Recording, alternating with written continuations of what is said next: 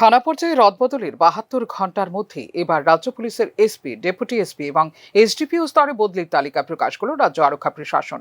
রাজ্য সচিবালয় থেকে প্রকাশিত ওই বদলির তালিকায় মোট ১১ জন আধিকারিকদের বদলি করা হয়েছে। এই তালিকায় রয়েছেন এসপি এবং ৫ জন মহকুমা পুলিশ আধিকারিক সহ ডেপুটি এসপি পদমর্যাদার অফিসাররা। ধলাই জেলার পুলিশ সুপার অবিনাশ রায়কে বদলি করা হয়েছে উত্তর ত্রিপুরার পুলিশ সুপার করে। যদিও বর্তমানে উত্তর জেলার এসপির অতিরিক্ত দায়িত্বে রয়েছেন তিনি। ক্লোজ করে রাখা উত্তর ত্রিপুরা পুলিশ সুপার ভানুব্রত চক্রবর্তীকে নিয়ে আসা হয়েছে পুলিশ সদর দফতরে। এক্ষেত্রে উত্তর জেলার পুলিশ সুপার ভানুব্রত চক্রবর্তীকে পুলিশ সদর দফতরে বদলি করা হয়েছে পাকাপাকিভাবে। সাইবার ক্রাইমের পুলিশ সুপার মিহির লাল দাসকে বদলি করা হয়েছে ধলাই জেলার পুলিশ সুপার করে।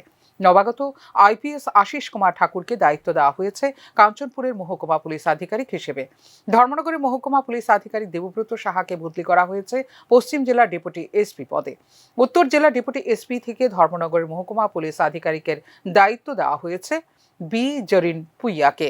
উদয়পুরের মহকুমা পুলিশ আধিকারিক অজয় দেববর্মাকে বদলি করা হয়েছে ক্রাইম ব্রাঞ্চের ডেপুটি এসপি পদে।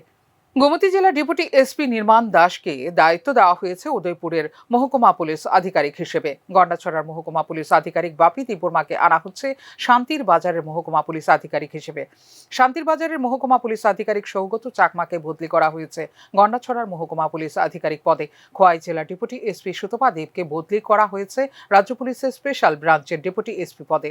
গোমতী জেলা ডেপুটি এসপি রাজ্যে সাম্প্রতিক সময়ে অপরাধী কার্যকলাপ বৃদ্ধি এবং আইন শৃঙ্খলা নিয়ে বিরোধী দল সহ বিভিন্ন মহল থেকে একের পর এক অভিযোগের কারণে প্রশ্নচিহ্নের মুখে বিশেষ করে রাজ্য আরক্ষা প্রশাসন।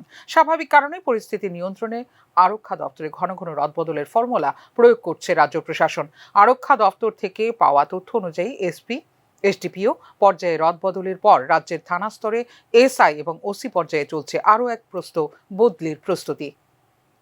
ফিউরো রিপোর্ট, নিউজ নাও।